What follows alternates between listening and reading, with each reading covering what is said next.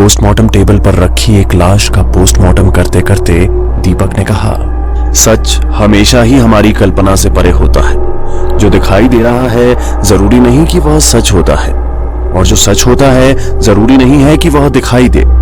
पर ये बातें तब समझ में आती हैं जब मौत हमारा घमंड तोड़ देती है। उसी पोस्टमार्टम टेबल की दूसरी तरफ खड़े आदमी ने कहा, जैसे कि हवा। टेबल पर रखी लाश के सर पर हथौड़े से मारते हुए दीपक ने लाश की खोपड़ी खोल दी। बिल्कुल सही, हवा हमें दिखाई नहीं देती, मगर इसका मतलब ये नहीं है कि उसकी मौजूदगी नहीं है। और दूसरा है इंद्रधनुष, जिसे हम देख तो सकते हैं मगर ना कभी छू सकते हैं ना पा सकते हैं। कहते हुए दीपक ने टेबल पर रखी लाश का पूरा शरीर सर्जिकल ब्लेड से खोल दिया।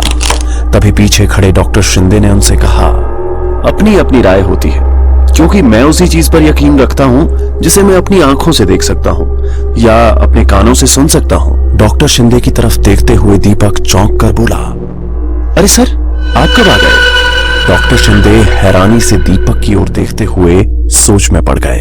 अगर इसने मुझे देखा ही नहीं था तो ये बातें किसके साथ कर रहा था? हम दोनों के अलावा यहाँ कोई नहीं है।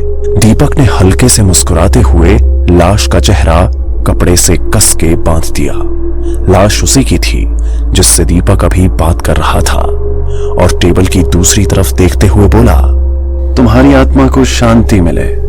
डॉक्टर शिंदे हैरानी भरी नजरों से दीपक की ओर देखते हुए मन में बोले, सावंत साहब को बताना ही होगा।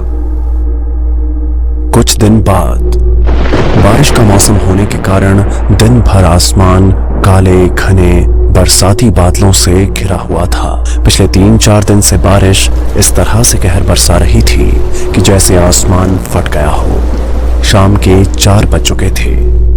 आज पूरे दिन एक भी पोस्टमार्टम का केस न आने की वजह से दीपक अपनी कैबिन में कुर्सी पर बैठा कल की गई लाशों के पोस्टमार्टम रिपोर्ट और तस्वीरों की जांच कर रहा था कि तभी मोबाइल पर किसी का कॉल आया। जी बोलिए साहब। दीपक, पोस्टमार्टम का केस आया है। एक लड़की जो पागल हो गई थी। पोस्टमार्टम करने के बाद मुझे फोन करना। सावंत साहब की बात सुनकर दीपक ने पूछा, मौत की वजह? Shock treatment? अरे नहीं, पर तुम्हें पोस्टमार्टम में पता चल ही जाएगा। और हाँ दीपक, शहर की सारी एम्बुलेंसेस कोरोना मरीजों के लिए लगाई हैं, इसलिए उस पागल खाने के नजदीक ही एक पुराना सरकारी अस्पताल है। कुछ देर में मेंटल हॉस्पिटल के लोग लाश को अस्पताल के पोस्टमार्टम कमरे में पहुंचा देंगे। ठीक है सर, पर उस अस्पताल में पोस्टमार्टम की सुविधा है ना? अरे दीपक, इस शहर का सबसे पुराना पोस्टमार्टम डिपार्टमेंट वहीं है, इसलिए फिक्र मत करो। काम खत्म होते ही मुझे फोन करना। रेनकोट पहनकर दीपक अपनी बाइक से पोस्टमार्टम करने के लिए निकल पड़ा। अभी भी काफी तेज बारिश हो रही थी। लॉकडाउन की वजह से रास्ता पूरी तरह से सुनसान था। कोई आम इंसान सड़क पर दिखाई नहीं दे रहा था। रास्ते पर खड़े पुलिसकर्मी और सायरन बजाते तेजी से आने जाने वाली एम्बुलेंस, बस यही नजर आ रहा था। कुछ ही देर में सावंत साहब के बताए पते पर दीपक पहुंचा। अस्पताल की इमारत काफी पुरानी थी, पर कुछ मरीजों का अब भी इलाज किया जा रहा था। ऑफिशियल काम खत्म कर अपनी फाइल को रेनकोट में छिपाकर बारिश के पानी से बचाता वो अस्पताल के पीछे स्थित पोस्टमार्टम के कमरे की तरफ अकेले ही चलने लगा। बारिश का मौसम और कोरोना लॉकडाउन की वजह से हॉस्पिटल के पीछे वाले उस पोस्टमार्टम डिपार्टमेंट में इंसान ना के बराबर ही थे। कच्ची सड़क के आसपास कमर तक उगी हरी घास, कुछ कुछ झाड़ियों के बीच जर्जर हुआ वो रंग उड़ा कमरा बाहर से ही काफी डरावना लग रहा था। शाम के 4:30 बजने के बावजूद काले घने बादलों से घिरा आसमान रात के अंधेरे जैसा महसूस हो रहा था। पोस्टमार्टम कमरे के बाहर रुकते हुए दीपक दाईं तरफ खड़े बरगद के पेड़ को कुछ सेकंड देखता रहा।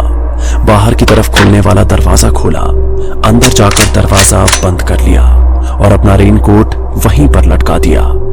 दीवार से सटी लकड़ी की अलमारी का दरवाजा खोलकर पोस्टमार्टम के कपड़े चढ़ाए, हाथ पर ग्लव्स, चेहरे पर मास्क लगाकर उसने पोस्टमार्टम टेबल की ओर देखा। कुछ ही कदमों पर सफेद कपड़े से ढकी एक लाश टेबल के ऊपर रखी थी। अलमारी के पास का बटन शुरू करते ही पोस्टमार्टम टेबल के ऊपर लटक रही ट्यूबलाइट ऑन हो गई। पुराने जर्जर हुए उस कमरे के भीतर नजर घुमाते दीपक उस लाश के नजदीक गया। टेबल के ऊपर रखे रिपोर्ट को उठाकर देखा। नाम सिमरन, उम्र 24 साल, पता। सारी जानकारी पढ़कर उसने लाश के चेहरे पर ढका हुआ सफेद कपड़ा हटाया। लाश एक युवा लड़की की थी। चेहरे पर अजीब सी थकान दिखाई दे रही थी। खुली आंखों के नीचे बने डार्क सर्कल से पता चल रहा था कि वो काफी परेशान थी, नींद न आना या ऐसे ही किसी बात की वजह से। उसने लाश के ऊपर से कपड़ा हटा दिया। लड़की के शरीर पर मेंटल हॉस्पिटल के कपड़े थे, शर्ट और पैंट। इतनी जवान और खूबसूरत लड़की पागल कैसे हो सकती है? कुछ तो वजह होगी। दीपक गौर से उसके चेहरे की तरफ देखने लगा, जैसे वह लाश से ही उसके पागल होने की वजह पूछ रहा हो। एक अजीब सा सन्नाटा पूरे कमरे के भीतर फैला हुआ था। दीपक को पता था कि उसकी आत्मा यहीं कहीं है। वह जानना चाहता था कि उसके पागल होने की वजह क्या है। तभी उस लड़की के बालों से ढके हुए कान के पास कुछ हलचल हुई। कान के पास वाले काले बाल थोड़े हिलते हुए नजर आने लगे। दिल थाम कर दीपक गौर से उस जगह देखने लगा। सन्नाटा, बहुत ही डरावना, जानलेवा सन्नाटा चारों ओर फैला हुआ था। इतना सन्नाटा कि दीपक को अपने दिल की धड़कनें भी साफ साफ सुनाई दे रही थी। दीपक को थोड़ा अजीब लग रहा था।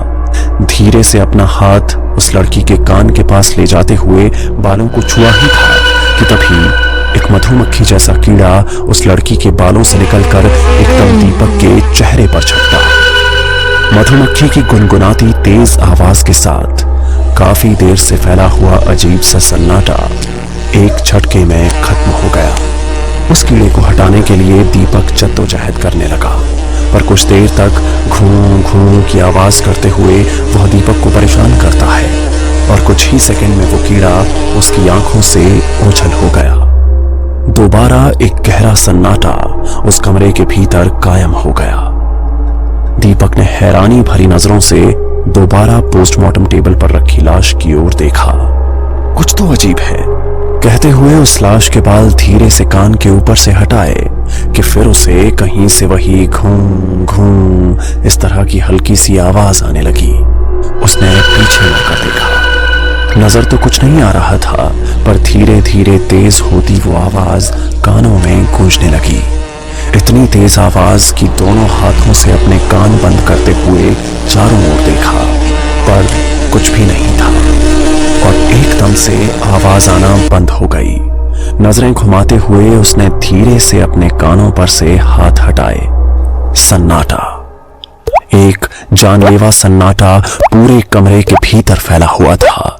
दीपक अपने डर पर काबू रखते हुए दोबारा टेबल पर रखी लाश के नजदीक गया। लग रहा था कि वो लड़की अभी भी जीवित है और अभी उठकर बात करने लगेगी।